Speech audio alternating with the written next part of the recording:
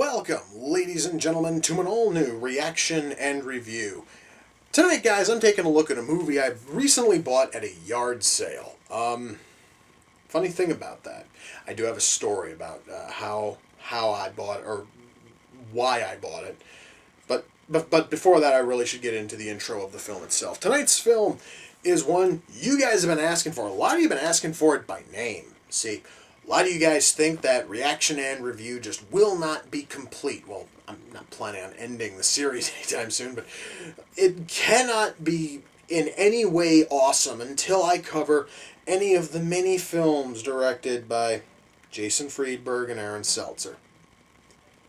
And you guys asked for two of his films by name.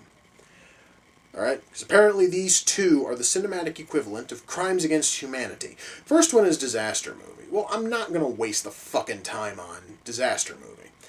I don't think I have to because I read the recap of it over on the fucking Agony booth. I think I can count that as watching it, so I'm safe.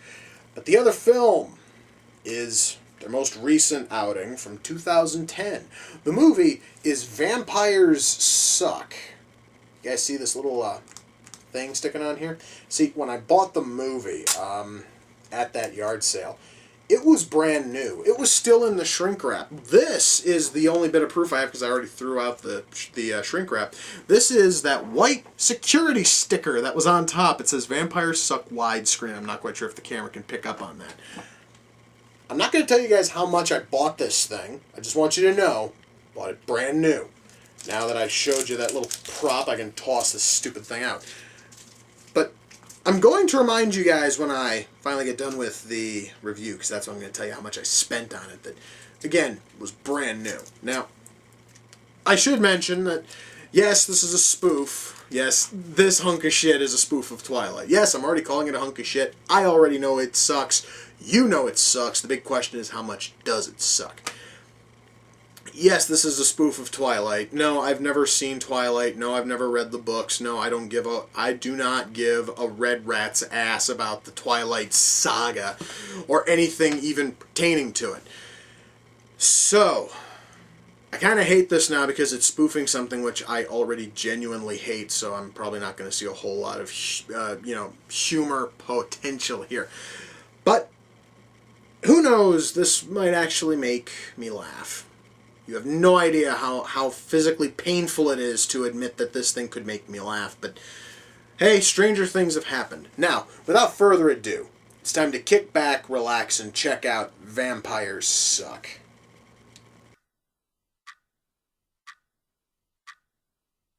So, Edward has a disco ball for a dick. Sure. I'm going to pretend that makes some level of fucking sense. I'm going to pretend that was in some way clever. God damn it, this movie sucks. And it just started.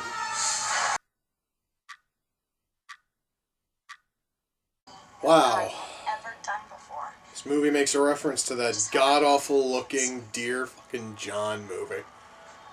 That's really a desperate reference, dude.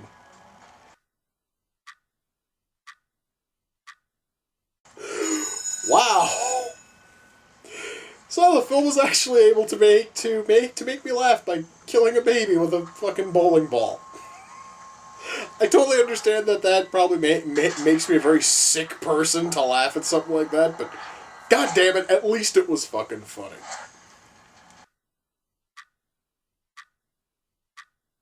So, we have Becca in a light up leather fucking bikini. She is cute and sexy and everything, but there's just something a little bit off-putting about a fucking bikini that lights up. Just looks a little bit too weird for me, and he just whipped her through the ceiling. Okay.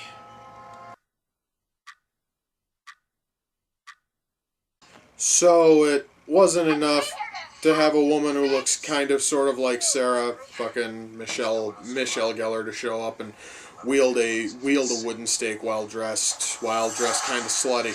No, we also had to have the name Buffy written on the shirt. I guess that's for retards who can't quite pick up on a reference as blatant as that without it being spelled the fuck out for them. God damn it, I hate this fucking movie so goddamn much.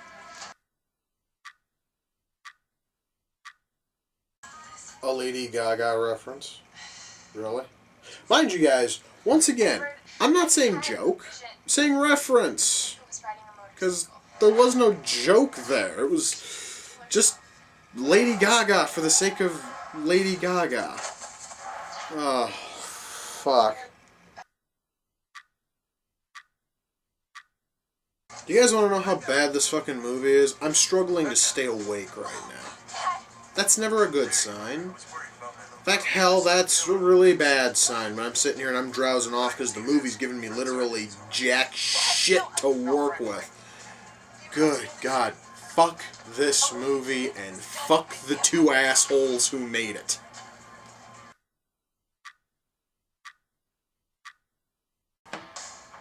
Is it finally over? Fuck yeah, it is. Wait. God damn it, he's still fucking alive. No. I do not care. I saw the end credits start. I'm not sitting through a fucking bullshit wannabe comedy sequence during the credits. Fuck that shit. Alright. Well, this was my first exposure to a Friedberg and Seltzer film that wasn't one where they were part of a six-man writing team. Yeah, they were part of the six-man writing crew who wrote Scary Movie and Scary Movie 2. I believe I know which scenes they wrote in Scary Movie and Scary Movie 2. They wrote the scenes that sucked. Holy shit. Alright. Writing. Let's just start with writing. We'll work our way down from there. Alright. When I went into this thing, I really thought, absolutely thought it was going to be as bad as the 41-year-old virgin who knocked up Sarah Marshall and felt super bad about it, but it's not. It doesn't even aspire to be that bad. Because you see, where the 41-year-old so on and so forth didn't have a single joke in it, it was all just references and more references and even more motherfucking references. At least here, there was an attempt at humor. There were a couple of gags early on that made me actually smile. There was one that made me laugh. Granted, it was dead baby humor, and I laugh at that shit because I'm a sick man, but it still made me laugh. Which is more than the 41-year-old and so on and so forth did, alright? So there is that. They actually tried to do a story. Granted, the story is just a big spoof on Twilight, which basically is about as close as one can get to physically shooting fish in a fucking barrel, because you don't even have to read the Twilight books to know how absolutely retarded that fucking story is. So going and making a spoof of it's just too easy. It's just basically is picking at the low-hanging fruit instead of actually trying to reach for something better. Frankly, what few jokes are in here are not really that good, and the references are just plain lazy. Frankly, there really isn't much here in terms of writing. In fact, hell, there's nothing here in terms of writing. Let's talk about acting. One person turned in a slightly passable performance. That's Diedrich Bader. Diedrich Bader actually turned in a performance that was slightly funny. Granted, it wasn't great, and it certainly wasn't the best he has ever done, but god damn it, at least it was something. And he is responsible for the gags that wind up making you kind of smile a little bit. He is not involved in the one that will make you laugh, but he is involved in a couple of the ones that are going to make you grin a little. He's the only guy who seems to be turning in any kind of effort that I would actually call a serious performance. And again, that's not saying a whole lot. Beyond that, acting is lazy. Literally nobody seems to want to be involved in this film, probably because they knew who they were fucking working for, and just basically knew that this is a step backwards for every one of their careers. So, yeah, they basically just phoned it in because they knew damn well this was going to be a black eye on their fucking career. While I'm on the subject of acting, writing, everything else, I would like to talk about product placement.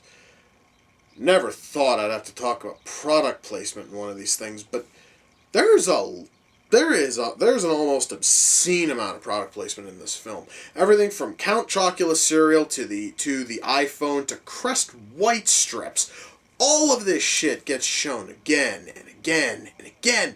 You see it so often that this thing is less a movie and it's just more a fucking 90-minute commercial. It's just like a 90-minute commercial break that you could just throw on television and nobody would know the difference.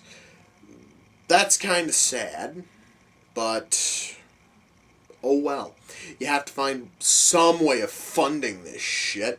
And before I started watching the movie, if it was bad enough, I was going to make a joke as to who in the hell could possibly be funding these two fucking talent challenge chump stains. And what do you know? The producer credit goes to Jason Friedberg, Aaron Seltzer, and some jackass named Peter Safran. I wish all three of you ill, especially Friedberg and Seltzer, because you two faggots are the ones who directed the stupid thing. And did you write it too? Where the hell is the fucking writer's credit? I gotta see this. I want to know who I have to smack around. Written and directed. Oh, fuck you both. Okay. After seeing this, do I really want to watch anything else of theirs? No. I didn't have any interest in watching any of their shit in the first place. This thing has not sweetened that deal much. So the odds of me doing epic movie or disaster movie or date movie or any of the other pieces of shit they fucking churned out, the odds of me wasting any time on those are slim to none. Frankly, I would rather watch crap like Dance Flick before I watch any more of their crap. And that's because, Dance Flick is from the fucking Wayans brothers. At least that might be good. I have my doubts, but god damn it might be good. Oh, might as well finish out the rest of the usual things I cover. Lighting is really good, and the fucking cinematography is good. Effects is sort of where I have to kind of mention. Effects suck, but frankly, I believe it to be more of a stylistic suck, where they were looking to have really shitty looking effects when it came to blood and gore, because that, I guess, was supposed to enhance the comedy, and if the comedy was written well, it would have enhanced it. But since we have shitty comedy, the horrible effects just kind of make it worse. So I can't even praise effects. Music's just basically a bunch of fucking licensed tunes and stuff that I'm going to assume was basically knocked off or ripped off of the Twilight score. So there's really nothing I can mention in terms of music because, well, there's nothing really there to talk about. Ultimately, I cannot recommend this movie because, first of all, I have to wonder who the hell this thing was made for. Because, okay, yeah, it's a parody of Twilight, it's a spoof of Twilight.